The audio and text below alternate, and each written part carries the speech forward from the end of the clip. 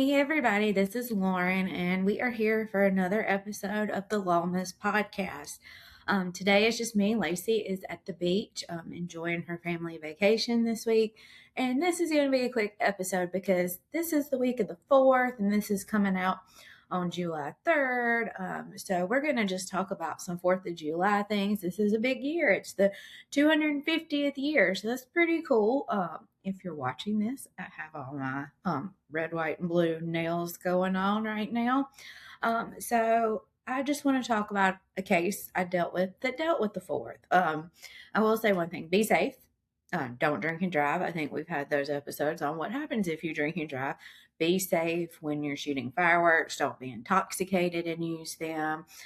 Make good decisions. Also, if you're in the South, it is going to be really hot this weekend. So make good decisions in that. Hydrate. Drink lots of water.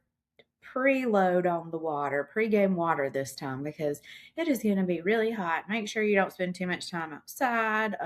Take breaks, those type things. So just be safe and enjoy the 4th of July. But I want to tell you a story about a case that when I was clerking for Judge Cole and here in the upstate, I got to watch. And it was a pretty cool case.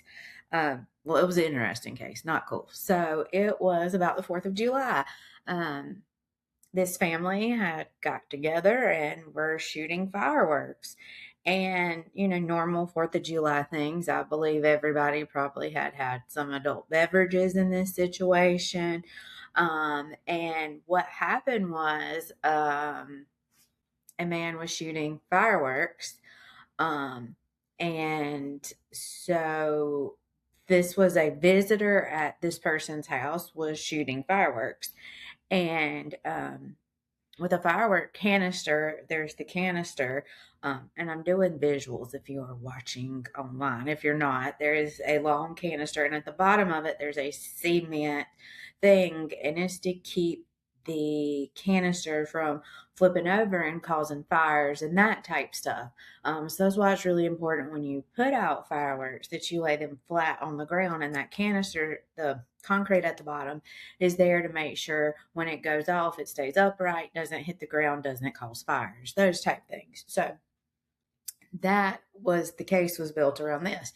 So everybody had been having adult beverages, supposedly not drunk or anything. I don't know if that was ever tested.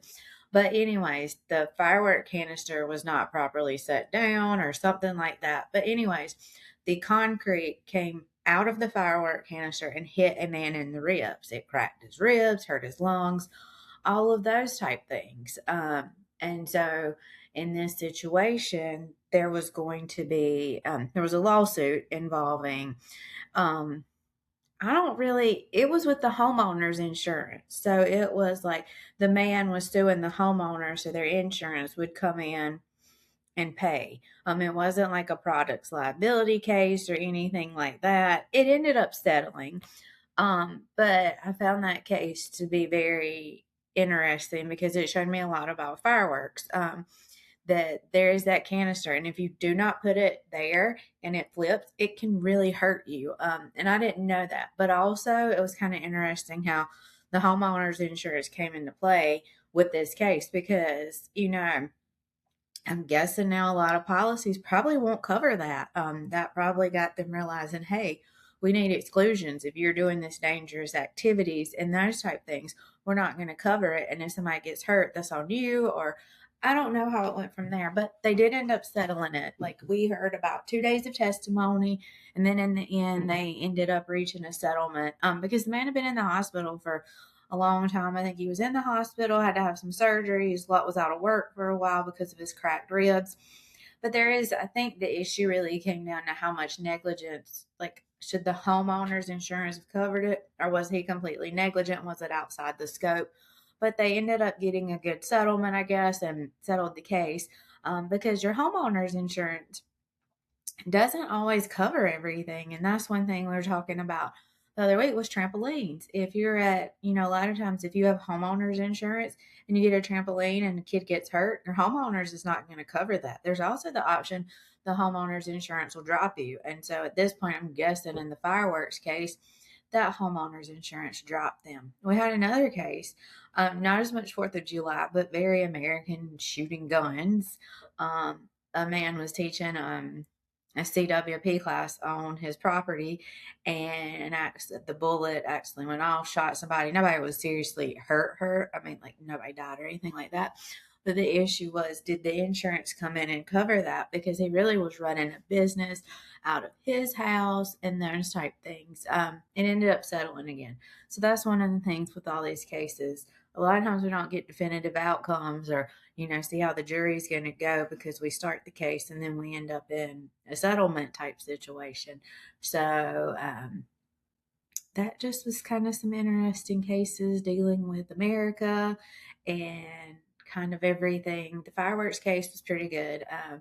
I wish I could give you more details about it, but it settled pretty quick. And that's the thing. Civil cases, 90% of the time are going to settle. So they're not going to go to trial.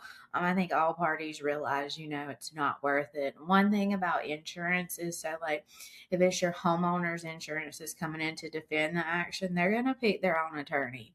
And I think that's one thing people don't realize. Like there are law firms that just do insurance defense that work with insurance companies and those type things. I know this one's going to be really short. It's been a long week. It's hot and I'm tired, and we'll get back to regular programming with our podcast soon.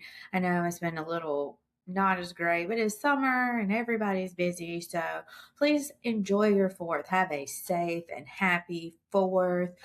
Enjoy time with family or friends. Enjoy, your cookouts and barbecue.